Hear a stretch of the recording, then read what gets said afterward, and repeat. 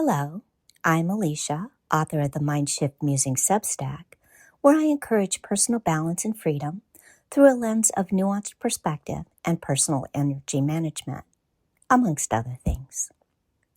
Welcome to the discomfort zone, the place that many of us will try to avoid at all costs. Unless, of course, we choose to see it as medicine that can trigger perspective and healing.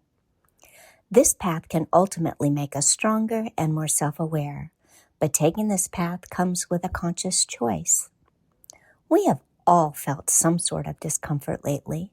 We can feel it in difficult conversations, scrolling into scary headlines that scream danger, family gatherings where people may disagree, and even within ourselves. Such discomfort often comes as a feeling that there's something to fix, avoid, or power through. I like to think of it as a signal which tells us that something inside us is rubbing up against something unfamiliar or something new is taking shape. Sometimes it can signal danger, but most of the time it doesn't. Most frequently, it shows up on the cusp right before a personal growth, expansion, or clarity. It can be a portal to a more expanded way of being, but we have to be courageous enough to move through to find out. Typically, most of us struggle with and resist discomfort, along with the tensions around and inside it, which is a natural tendency. Of course, I completely understand that because who enjoys feeling uncomfortable? I know I sure don't, but that doesn't mean that I ignore it or try to avoid it most of the time. Hey, I'm human. Avoidance can simply draw in more of the very thing that we don't want, which keeps things familiar instead of free. Ignoring it doesn't actually push it away as much as draw more of it in. For what we resist persists. Resistance shows us where we have not yet become conscious of, integrated, or healed something by offering us the chance to look at it through repeated exposure. That inner resistance creates a tension inside of us, which carries a charge with it. This charge can continue to draw the same people, themes, patterns, or experiences back into view until we're willing to meet them with conscious awareness instead of avoidance. Those of us coming from a more spiritual perspective often have a tendency to approach the internal lack of ease a little differently. We try our best not to shy away from discomfort or shadow, although sometimes we save it for later to better honor our capacity and flow. We try to remember that we're not perfect, and we don't hold ourselves to such impossible standards. We allow ourselves the grace and personal energy to revisit the discomfort when it feels right to us, most of the time. But sometimes it continues to feel like a burr under our saddle. It just won't let up until we have the presence and courage to look it straight in the eye. These concepts also translate into the tension that exists when we're in disagreement with others, which are uncomfortable for most of us. When we're coming from a less conscious place, we almost immediately jump to the emotional conclusion that they're wrong, rarely examining ourselves in the process. Sometimes this comes about because they've disrespected or hurt us, so we immediately put up our shields and fight back. But that's a knee-jerk emotional response that often doesn't serve us very well. There's no judgment around that because we understand that our emotions often come more quickly than we have time to consciously process. We simply notice our initial responses with neutrality, applying liberal doses of consciousness to the more imbalanced aspects of our thoughts and emotions.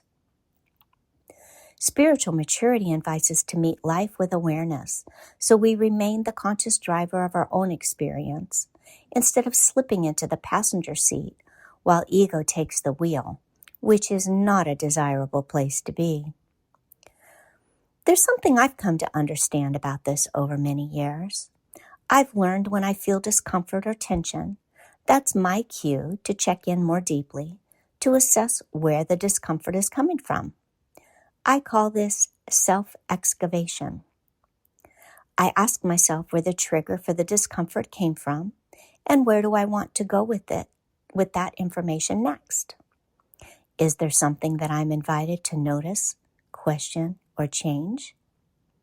Is there a shift in perception or belief that I need to make? Is there something external to me that's giving me signals that it's not for me? Do I need to take action on that somehow? We can view discomfort as a signal to pause, to check in with ourselves internally, and to listen closely for what shows up. We try to stay present long enough to follow the breadcrumbs to better understand where the discomfort is trying to lead us. Spiritual people are more naturally wired towards internal peace and presence, so we sense the discomfort exists for a reason. This allows us to view it more neutrally as a challenge or as a puzzle to try to better figure out why we feel the way we do. It's a process of discernment, trying to assess where the root of discomfort or tension lies, where it comes from, and what we want to do about it, if anything. At first, we're simply checking in and observing. We're there to listen for our internal cues, that still small voice that gives us the signs for which direction feels right for us.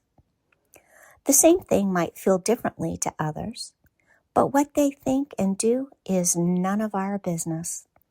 This is about us as individuals. We're not here to judge those feelings, merely to listen to what they're trying to tell us.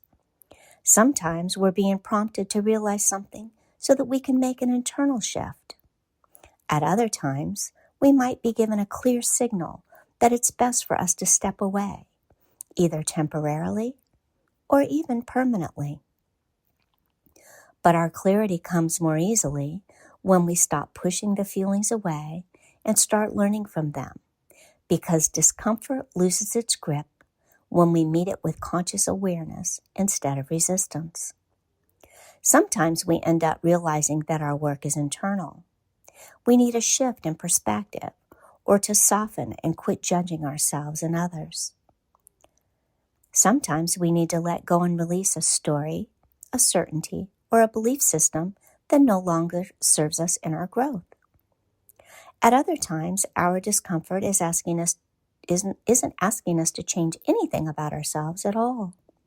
Sometimes it's information that's coming from the external world. It can be a signal that something isn't quite in alignment. Maybe a boundary is needed to protect our space. And sometimes it's a signal that a particular person, situation, direction, or choice simply isn't for us. This is where our discernment comes in, and we begin to ask ourselves more questions. Maybe we need to speak up, step back, step away, or make a different choice.